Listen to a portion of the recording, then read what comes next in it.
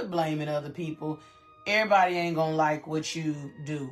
Everybody ain't gonna be happy because you choose to change your life. Everybody is not prepared to see you grow and do whatever's necessary to win. Do it anyway. And do it even if you fail at doing it. You'll never know you're gonna fail if you don't do it. Sometimes it ain't failure. Sometimes it's just an opportunity to see what didn't work and what did. So today, my wife has a topic that she would like to pitch. So we're gonna let her kick off her topic. So my question to you would be, or is, what would you be doing if you knew you couldn't fail? What would you do if you could not fail? What's up, y'all? If money wasn't an issue, what would you do? What would you absolutely do if you could not, if failure was not the option? If you were at limitlessness, what would you be doing? Ooh, so much. I think if I'm thinking about what I would do if I had no limits. Right. Oh, you like no limits because that's what you typed. Yeah, limitlessness is what I like. Boy. Limitlessness. I've tried to live my life like that. Yeah, what would I do? I think the first thing I would do, I'd actually probably be leading the congregation in some shape, form, or fashion if I had no limits. Okay. Because usually in a church context, when you are going into revitalization outside of church planting, there is going to be a lot of limits, boundaries. Like what? I think the number one limit in churches is finance. Okay. If you're looking at church, if you're a church leader, if you're a church planter, you're thinking about finance, and then having the willingness of people and their hearts to kind of move ahead. I think that would be it. I think the other thing I'm already kind of living at now is being a CEO of a company, because you have to have the ideas before you actually have the money. And again, it goes back to money. So I guess the other thing would be having a whole place that I can generate resource to fund my ideas, the creative ideas to impact people. So that'd be what I'll be doing. And you, what would you be doing? Oh man, that's a loaded question. I think it still encompasses leading people. I do that now, and being very philanthropic, where I'm just giving away things and making sure people have what they need. Yeah. That's one of my ultimate goals, because if anybody's ever lived for any stretch of time, we've all been in lack. We've all been in want. And so I just want to be somebody that alleviates that. That's one of my ultimate things. If fear wasn't an option, or if I knew I couldn't fail, because like you say, when it comes to leading a congregation or leading a group of people, it's easy to do it if money is everywhere. It's easy to give if money is there. But that's the same way when it comes to being a giver. One of my old favorite shows, I don't even know if it still comes on, I think it was called The Undercover Boss or something like that, or Undercover something. Yep. But they would just be giving, like, to listen to stories or whatever, and just make sure that person had what they needed. That's what I really want to do. But I know that takes resources. I think the other thing is I want to be in a position to tell stories. I feel like there's so much that we're missing to be able to tell the story about those people what they had to go through, or to be able to tell people that came out of Little Rock what they had to go through. So stories that just kind of, they're not necessarily always talking about the struggle, but showing that you made it through, you've done these things, and now you're accomplishing great things going forward. So be able to do that, I think is one of my other things I like to do. Telling stories. Telling creative stories in small form is where it's at, and that's what I would like to do. Yep. I've never known that. I mean, I think you tell stories all the time. I feel like as a creative, I'm always trying to tell a story. Yep. So to be able to do it at a much bigger capacity, where people can kind of, draw inspiration from, I think that's really dope. Okay. Yeah. So tell me why you're not doing it. I am doing it. So I'm doing it in a very small way because I'm the person that's funding it. So where are you doing this storytelling at? Storytelling can be done on TikTok. Storytelling can be done on all social media platforms, as well as my own website, where it's various forms of storytelling. It's podcasts as a form of storytelling. Okay. There is, creative content with reels and stories as a form of storytelling. So just being able to tell bigger stories, Okay. I think is really where you can win at. All right, so let's hear what you would do if you had no limits. Or fear wasn't an option. What would you do? If you knew you couldn't fail, what would you be doing?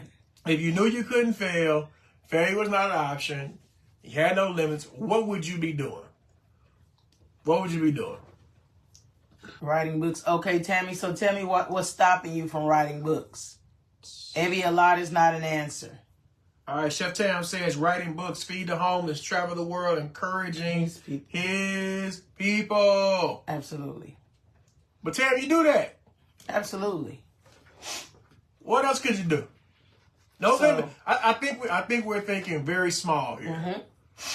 We're thinking very small. If you did not have any limits, if you could not fail, what would you be doing? If God opened up the sky and say, hey, child of God, listen, whatever you set your heart to, you're not going to fail. What would you be doing? So, Tammy, you've already written books, and you're writing books now. You feed the homeless. Tammy said she would have a global garden. That's good. Oh, absolutely. That's real good. So, what's stopping you from that right now? That sounds like land. That's for her. That's for her to answer. She want to take my people back to okay, absolutely. Absolutely. What would you do if you could not fail, y'all? What would you do? What would you do if somebody had a blank check and they were going to hand it to you and say, hey, whatever your heart desire is, what would you be doing? Right. And the blank check is just blank. You can write the numbers on it. You can do whatever you want to do. What would you be doing? Telling stories, being the CEO, being an author. Tammy says she wants to, have a global garden, take people back to Africa. Absolutely. Those things are dope. What would you do? What could you do? If you knew you couldn't fail. If you knew you couldn't fail. Think about it. Land ownership. That's good, Tammy. That's real good. Land ownership. Tammy say buy old hotels and turn them into community rebuilding apartments for the homeless. Absolutely. So Tammy, and I ain't trying to do nothing prophetic. I'm not in church right now. I'm at home. But Tammy, first of all, Tammy, you don't even know Jesus if you can say that, and you're not even doing right. Tammy, come on. It sounds like what you could do if you had no limits is really help people's quality of living. You would improve people around you's quality of life. Abby says, I'll provide building for the homeless with unlimited resources, possibly writing a book, getting my doctorate, traveling more, becoming the CFO and owner of my own company. Yes. Absolutely. Good stuff. That's good stuff. So, Abby and Tam, y'all the only ones that have answered so far. So, my question really would be, after you have answered, let's see, cousin said, have a soup kitchen for the elderly and the homeless. Absolutely. So far, all three of you have discussed or have said you wanted to give back. And when that stuff happens, or when people say that, what I believe they are actually saying, or what I believe they can actually do, did you just burp? You see what it, yeah. What I believe is they should start on a smaller scale. If you knew you couldn't fail, if you knew you had no limits, you would start a soup kitchen. You would open up a home for the homeless. You would have a global garden. But my question would be, what are some small steps that you can do to do that now? Think about it. What would be some small steps that you could do? Shannon, would that look like making one pot of soup and going and taking it to the homeless just once a month, once a quarter? If you're going to start writing a book, would that mean going to get a notepad? You got plenty. You like your mama, just start writing. Tammy, you have a garden already. Would that mean planting what you have now and getting the seeds and reproducing, using those to spread around? Like, what would it look like for you to actually take that route so that you can become what you know? What people do is they vocalize, okay, this is what I want to do. This is what I'm trying to do. This is what I attempt to do. But here's the one thing you don't do is just start. Taking one step towards. Like when I think of global gardens, I'm thinking of, would the city be down with, if we had certain places in the city, some people's homes, that their front yards would be gardens, right? People could come by and use those gardens. I've seen that happen recently, I think, in Los Angeles. So that's different. But can it be done? Sure. Can somebody put on a pot of soup and just serve currently, today? Right. Sure. Can somebody write a chapter? You got ChatGPT will help you write a chapter. You can write your own chapter. You do what you want to do. Can it be done? Absolutely. But the question is, now that you have no limits, where are you going to start? Where's the first step you need to take if you don't have any limits? I think what people have to understand first is what limits that they are allowing to prohibit them. Like, what are the limits? Because we're asking the question, what would you do if you didn't have any limits? If you didn't have any fears? If failure wasn't an option, what would you be doing? But a lot of people have to gain an understanding of what limits they are allowing to stand in the way. Now let's go deeper. Since you guys have ideas of what you believe that you could do if you could not fail, what's the first step besides finding a building? I want you to break it all the way down until you have nothing else to go with. So if you have to find a building, what's prohibiting you from finding a building, cousin Ebby? What's preventing you from starting to write, Tammy? What's preventing you from planting a seed? What's preventing you?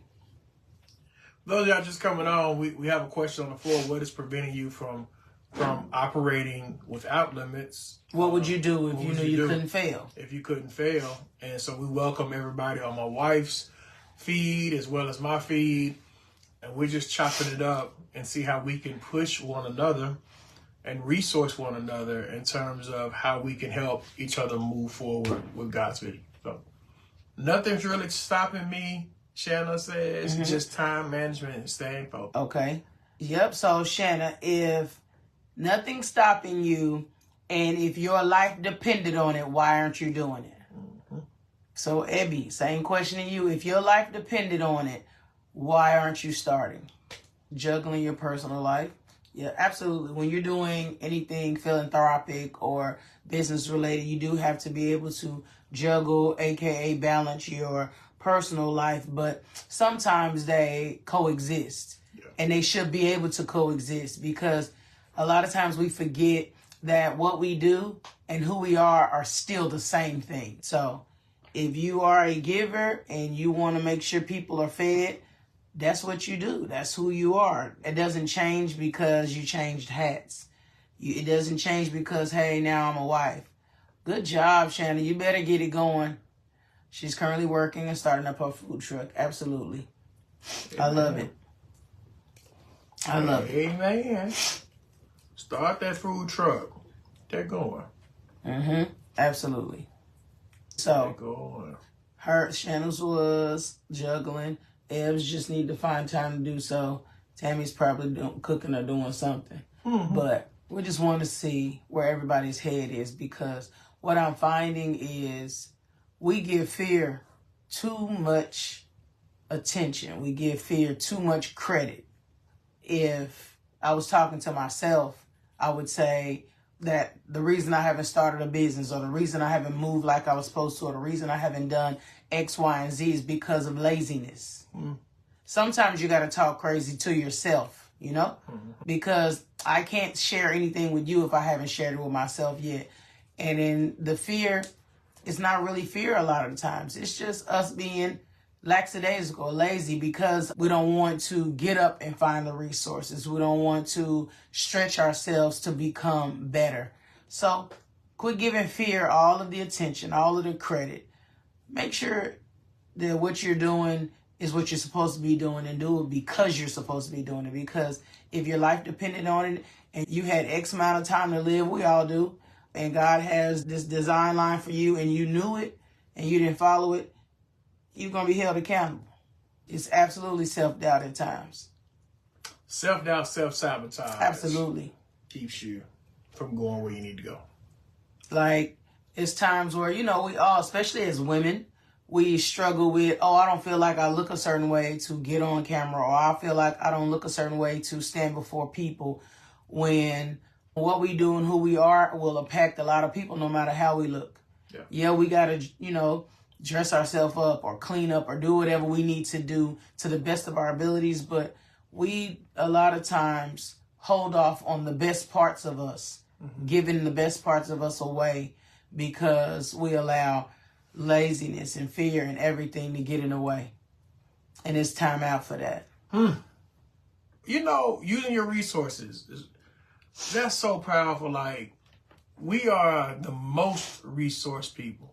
Yes. We have the most information. We have the most people around us who can help us and get to where we're trying to go. And yet, some of us are afraid to ask. Some of us are afraid to put ourselves out there to get better information so that we can move ahead. And the only way you can fulfill your dreams, usually, time out for that. Yeah, it's time out for that. Usually is in partnership and getting the right resources. Right partnership, right resources, having God right there. You ain't got no limits. Everything is there for you to proceed and go get on your own. You're just choosing not to. Right. And that's what many of us do. We make the choice that we really don't want to do it. Mm-hmm. And that's what's prohibiting us moving forward. Yeah, because a lot of people like that, hate that L word, laziness, but that's truly what it is. Like, many times we fail to do things because we had, absolutely, if you miss 100% of shots you don't take, we fail to do things because some people are afraid of success. Not that they are afraid to have all the niceties and all of those things, but they're afraid that if they hit that specific mark, they'll have to keep hitting it. Yes. They'll have to keep doing it and keep doing the things. And you will. Yeah. Because you can't get to where you need to go one time and then think you're going to recycle it by just sitting down. No, you got to keep going. Got to. So if there was anything that you knew that you could do without failing, without quitting, without limits, what would it be? Yeah. And you got to think of that. You got to get back to it. We have to actually take action and be proactive in our lives, and sitting back, waiting on things to come to us won't happen. I think not only what would you do, but what are you going to put aside? Shannon, you say if you're married, you have to make sure your spouse is on board for the backbone support. Can I be honest? I love my husband, but if he don't support me, I'm going to do it anyway. I'm just being real. That's just who I am, and it's not because I'm stepping on his toes. It's not because I'm doing that to overstep him, but he wouldn't be the man he is if he didn't push me, or if he didn't be okay with me being who I am. Because, as we said before and the last time, when we get to the point where we're always asking for permission instead of support, that's a problem. Yeah. Being on the same team doesn't mean I'm waiting on him to work. That means if I'm working and he catch up later, he's still on the same team. He may be riding the bench, I may be riding the bench, but whatever. We don't absolutely need, like, he'll come home and have done something, or he'll go make a move or do whatever. That's just what happens. That's a partnership. So a lot of times we have to get out of the mindset of being like, I got to make sure my husband or my wife is on board. No, we don't. Just, say, hey, babe, this is what I'm thinking. What you think? Sometimes they may not agree, but you'll say, okay, you may not agree, but I need you to support me. Yeah. And your support may look like not stopping me, not hindering. You may not have the finances to support me. You may not have any wherewithal, but just to say, okay, well, try it. Try it. I mean, they can say it even, lackadaisical, like they don't really care, but I can't be who I am if I'm constantly waiting on what he say. And he can't be who he is. And usually I'm going to say, try it, go for it. So let me give you an example. When my wife wanted to go get her doctorate, she was just really buzzing. Hey, I'm thinking about it. What I told her was this: babe, do the research. See what school you like. You know, and sometimes that can be overwhelming because there's so many schools out there that have your particular focus, right? Found the school. No, at first, what you say? At first, he said, make sure there's a need for you to get it. Like, are you sure you need it? Like, what you're doing, you may not absolutely need it. And that could very well be true, and it may still be true. But when it's something I want to do, I'm going to do it. Yeah. And then to that, I said, once she found the school, I said, just go do one class. If you can do one class and you still got that same energy, try two. And that's exactly what she did. I didn't stand in no way. Go get it, man. Get out there and get after it. And that's perfectly okay. Everybody's just not on that type of time. And I operate in a place where if my wife is operating with limits because of me, am I really being as supportive as I'm talking about? Right. Or I'm just running my lips. That ain't gonna work. Right. Somebody gonna have a crazy idea that you just gonna have to sit with. Mm-hmm. Because the real truth about marriage or partnership is sometimes, just sometimes, or even a lot of times, one partner has to actually sit back and allow the other to make a decision whether they like it or not. And if it works, you win. If it don't work, you still win because you know what? You got a chance to see what didn't work. Absolutely. That makes sense? Absolutely. Absolutely. Yep. And you don't know what you can do until you try. Right. Some of y'all are sitting at home right now married to people that just won't even let you try. That's crazy to me. Absolutely. Like, you got to try to see if you can do it. And somebody like me, I have to try it and see if I can repeat it. Right. I know I can do it. Right. Can I repeat it? And if I can repeat it, to me, repetition means success. Mm-hmm. Right? That's why a lot of people won't actually even do the thing, because that's where you get the topic or the phrase, they're afraid of success. Mm-hmm. Because they're going to have to repeat it. Like, you mean to tell me I got to do that again? Mm-hmm. Yeah, you got to do it again. You got to do it often. You got to keep doing it. I can remember when I got into church ministry business, and at first I was an unproven commodity until pandemic hit. And pandemic hit, they heard me actually discussing, talking at length, people going back to their room seeing exactly what I'm saying and executing that, repeating that over and over again, and then seeing that come into workflow, job, and doing it at work, and then doing it outside of work, and continuing to do it. That breeds about a level of success. So, because it was repetition. Mm-hmm. So, if I know I can't fail, what I am going to repeat is I want to try to repeat the steps of success. Mm-hmm. Because I know I can't fail. Right. No. Shannon, think when you say that repetition means success, or note to self, the easiest way to remember this, think of a baby learning how to walk, a crawler. They're going to keep standing up and they're going to keep falling. They're going to keep standing up, they're going to keep falling until they take a step. They're going to take a step and they're going to fall. They're going to take 2 steps, they're going to fall again. So that never stops them from continuing. That never stops them from trying to repeat it. And once again, you see, we have all derived or grown from babies, and we're still walking. Yeah. Repetitively taking one step after another. Even after we've fallen, if we all had time to share how many times we've fallen, this would be never ending, and all our phones would die every 30 seconds. For sure. So, for sure. Just know, repetition absolutely means success. Yep. Absolutely. Teamwork makes the dream work. Mm-hmm. It does. Not enough. I see a lot of people online talking about teamwork or having gender wars. Hi, Mika. All that kind of stuff. But this is a 10-year proven relationship of teamwork. Before my wife went to school, I went to school. And she had to support me while I went to school. Then I went to seminary, took some time off, and she went to school. Our kids went to school. Like, this is something that we foster in our home. I think that's important. Like, hey, go try it. You have the support to try it. Nobody's hating on you. Nobody's rushing you. You ain't got to do nothing additional. Go try it. Go do it. Because if you have a household that way, then their household will be that way. And so forth and so on. So please, ma'am, please, sir, understand that you have an opportunity to do great things if you would just remove the barriers off of your own personal life and try it. So you never know how much weight you can lift until weight gets put on the bar. Right. You don't know how much weight. We underestimate ourselves anyway about how much weight we can carry. That's right. That's when somebody passed and you thought you was going to lose it, you still walking, still standing. Walking. Lost a job, you still walking, still standing. Got married, got divorced, still walking, still standing, got married again. So a lot of times we only put limits on the things that we can understandably control.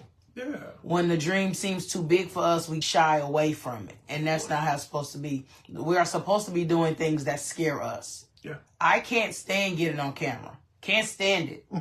Can't stand it. But I know for this season that I'm in, this is something that I have to do.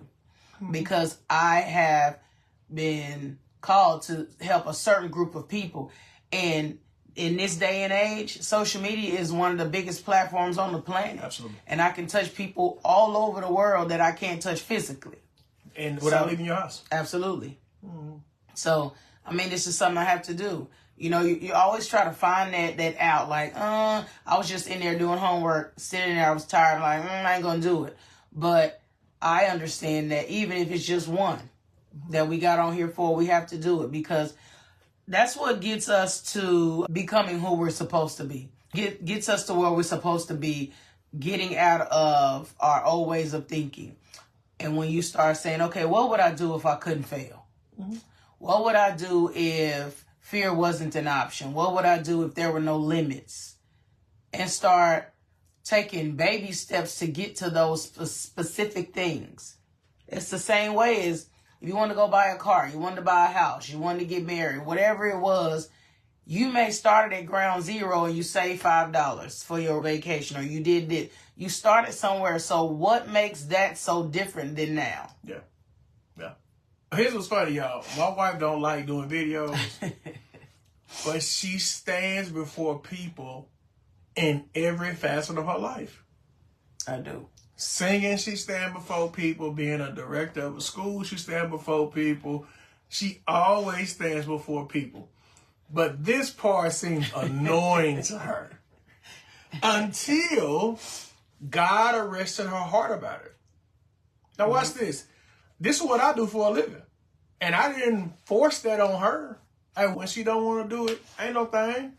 But now it becomes a thing where God is kind of nudging you to do it on your own, which gives you fuel to do it and push ahead. Like, if we're operating without limits, understand the fuel of God is going to come in and push you forward and push you to your destiny when you operate without limits.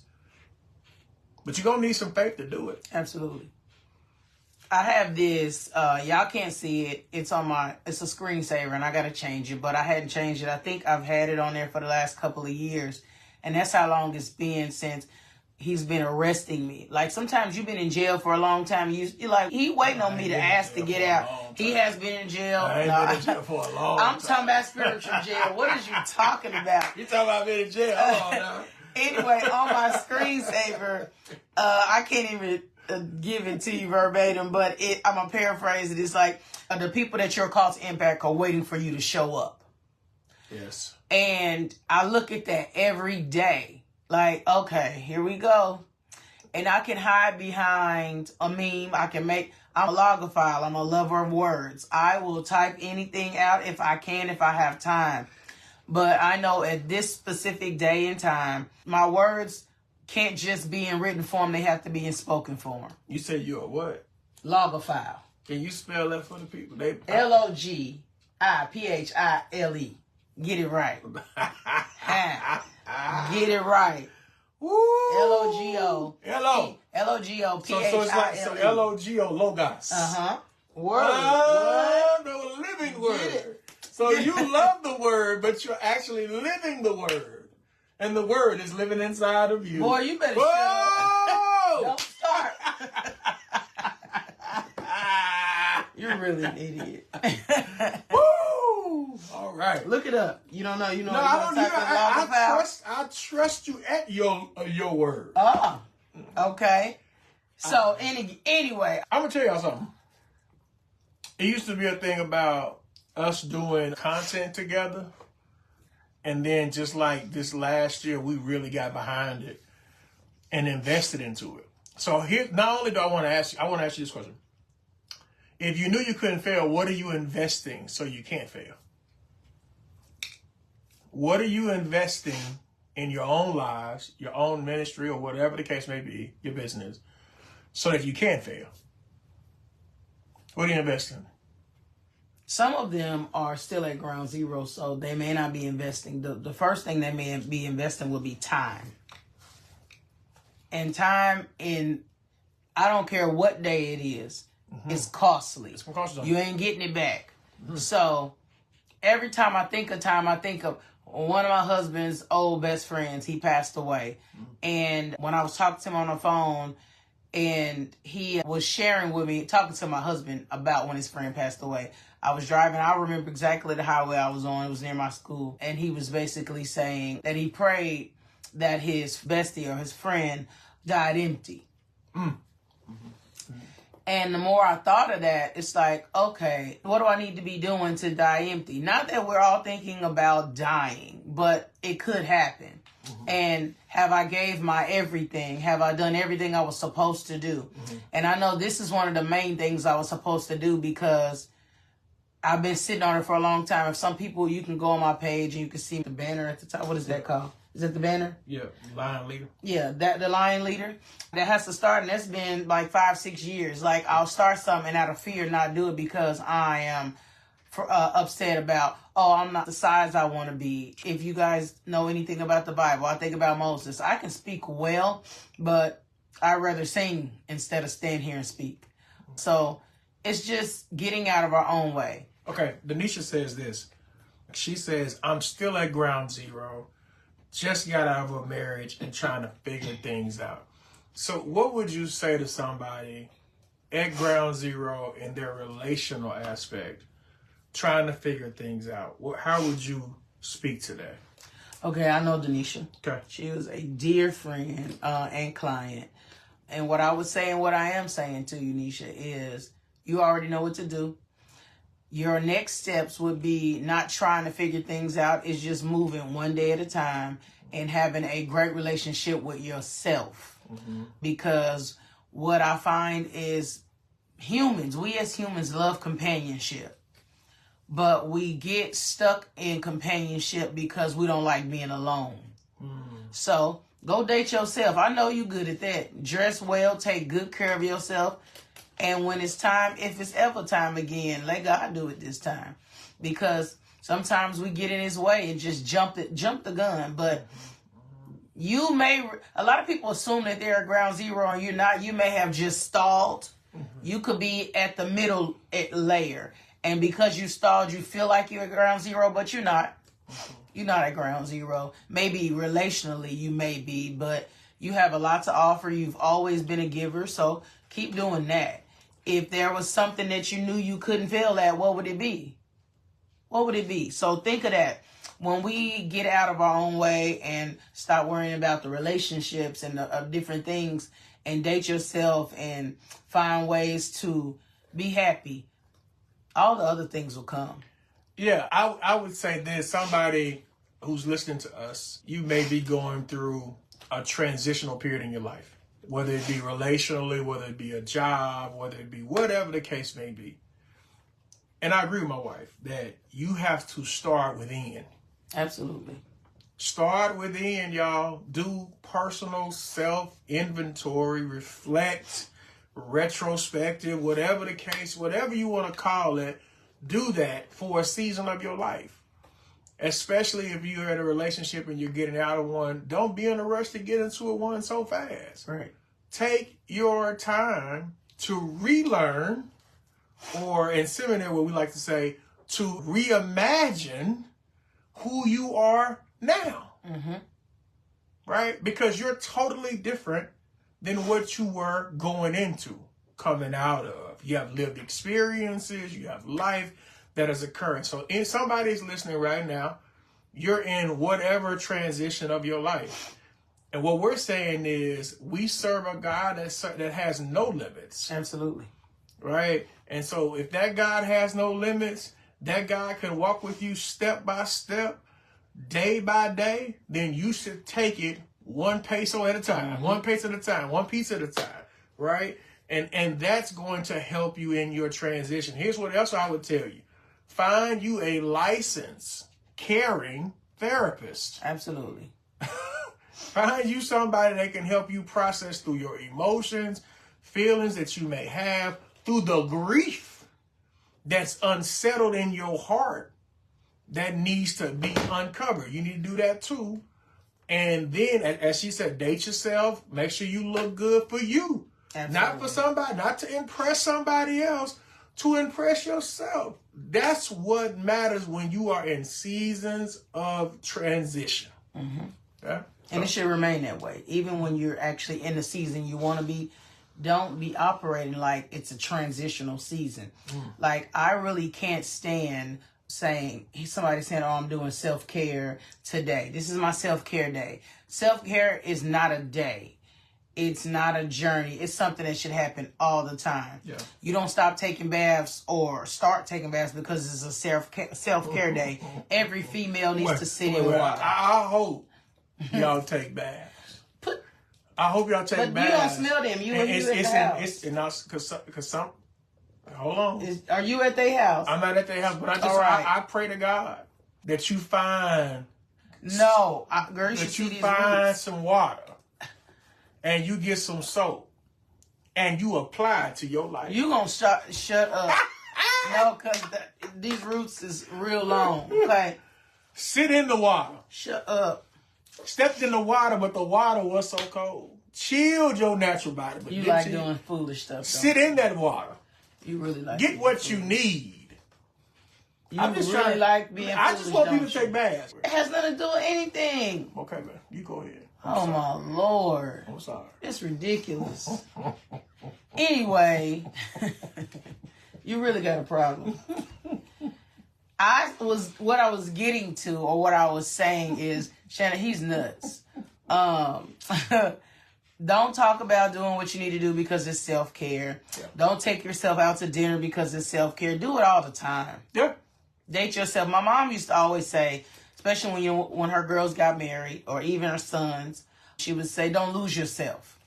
Because we often lose ourselves in our mates or in the relationship trying to take care of everything and everybody, and we forget about us. We do that so often. I am a living witness. I've done it before in my previous marriage, and I started to do it in this one, but God changed it. So you got to get to the point where you start taking care of you. Because truthfully, like, we're both on a journey to better health for both of ourselves. And it affects both of us. It'll bless both of us, but it starts with us doing it alone for ourselves. But if we were if he was trying to lose weight for me or I was doing the same for him, it wouldn't last. It wouldn't last. Everything we do should be for us. And the crazy part about it is, especially as black people, brown people, women, men, I'm just saying humans, especially depending on where we are at this day and time, people assume that taking care of yourself is selfish. It's not. And if you want to call it that, be selfish. How can you teach somebody to love you or to treat you if you don't know how to treat yourself? How can you do that? So my wife had this thing when we first got engaged, and I'm going to tell this transparent story. Oh, Lord. You need some oil? No, I already put my oil. Y'all see these roots? We oil. Boy. Anyway, and so I wasn't taking care of myself at the time. And she was like, how could you love me and I can see visibly that you don't love yourself? She said that to me. That made me so mad. I was hot. I was hotter than hot. Who you think you're talking to? First of all, I was so angry. But she wasn't lying. It was the truth, Mom. That you need to hear that from the person that you love or the person that cares about you. That I want to make sure that you love yourself. And some of y'all are sitting right here listening to us. It's easy to say that to you or to somebody you love, because to me, if you don't love yourself, how can you lie and say you love me? You got to love you first. You got to. That's the basis. if you don't love you, you can't love me. Love God, love yourself, love his people. So don't give me that. I don't like that. I just don't like people lying to me. Well, we've discussed a myriad of topics, but the main topic is centered around what would you do if failure was not even in the equation? What are the things that you could do if you had all the money, all the resource, all the access, all the networks? What would you do? And we've discussed that, and we've hoped that's been helpful to y'all. We don't have, again, if y'all looking for us to be on this timeline, we not. We get on here when we get ready. Y'all come and support us and love on us, and we'll keep on bringing this heat and just being a blessing to y'all. Today, my wife came up with the topic. I know that was a little bit out of her comfort zone. Because, see, I could come up to this thing and fluff my way through this and have a good time, because I'm here for a good time. Always. I'm here for a good time. No. We've been stressed too much to not have a good time. You got to get a life. But my wife wanted to do something a little bit more structured and focused. And so here we are, which I can do that too. But if put it in the chat now. If you are in the chat, and what would you do if failure was not even on the table? Right. What could you do? And don't say fear, because I'll remind you, or I'll repeat what I said before. We give fear too much credit. Yep. When we should actually be saying that we haven't moved or we haven't changed our lives because we're lazy. You know what? I look at the chat and nobody is taking like inventory of that kind of say, you know what? I haven't done. Right. And this is why this hasn't happened. I would love to see people do some introspective. Like, this is why this hadn't happened. And this is what I could do if I would just stay focused on this road. Absolutely. You'll get parents that say, I'm not doing X, Y, and Z because I have children. Yeah. You'll get husbands and wives saying, I'm not doing it because of my spouse. Yeah. When truthfully, as we said earlier, who you are and who you going to answer to, and who you will answer as, is an individual. So everything we do should be individual first and then collective. So if I knew I couldn't fail, what would I do? What would I do? We've already discussed what we do, but we have new people coming on. If you knew you couldn't fail, what would you be doing?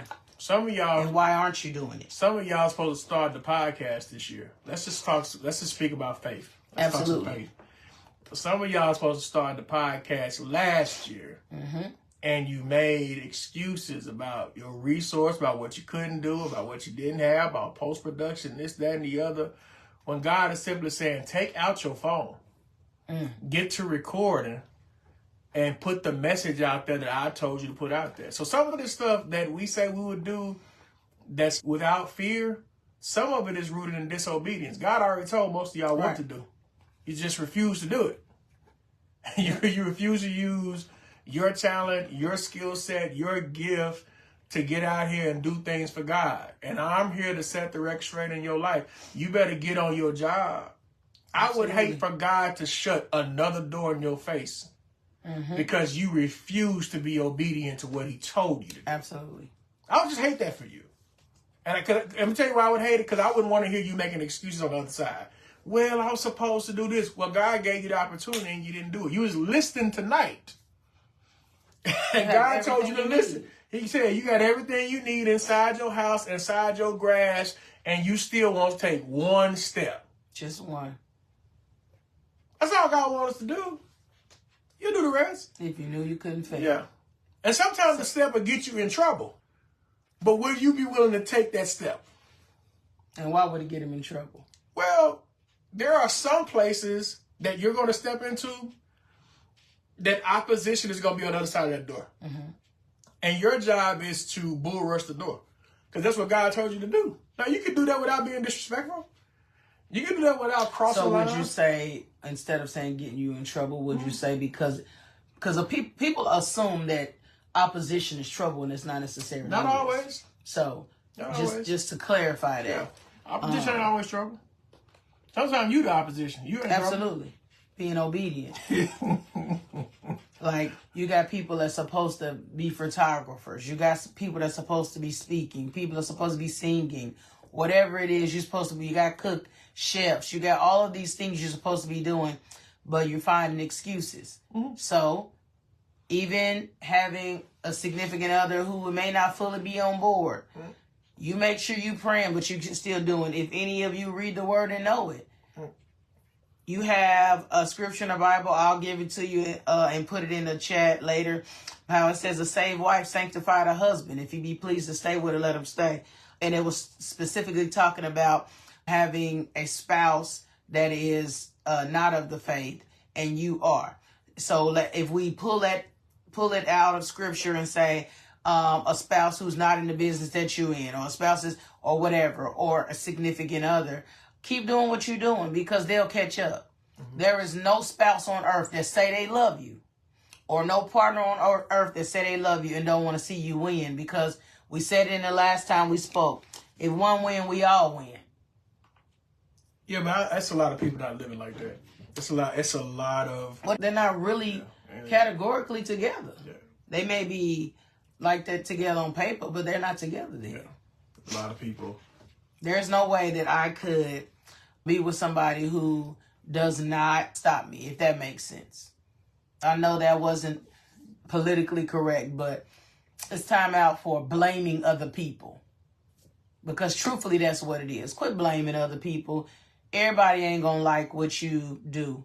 Everybody ain't going to be happy because you choose to change your life. Everybody is not prepared to see you grow and do whatever's necessary to win. Do it anyway. That's what I'm saying. Do it anyway. And do it even if you fail at doing it. You'll never know you're going to fail if you don't do it. You know, so... sometimes it ain't failure. Sometimes it's just an opportunity to see what didn't work and what did. Yeah. Because let's say somebody was going to be a photographer. They start taking pictures with their iPhone or their Android, and because that picture didn't turn out right, they stop. Yeah. No, you got to keep taking pictures. Keep going.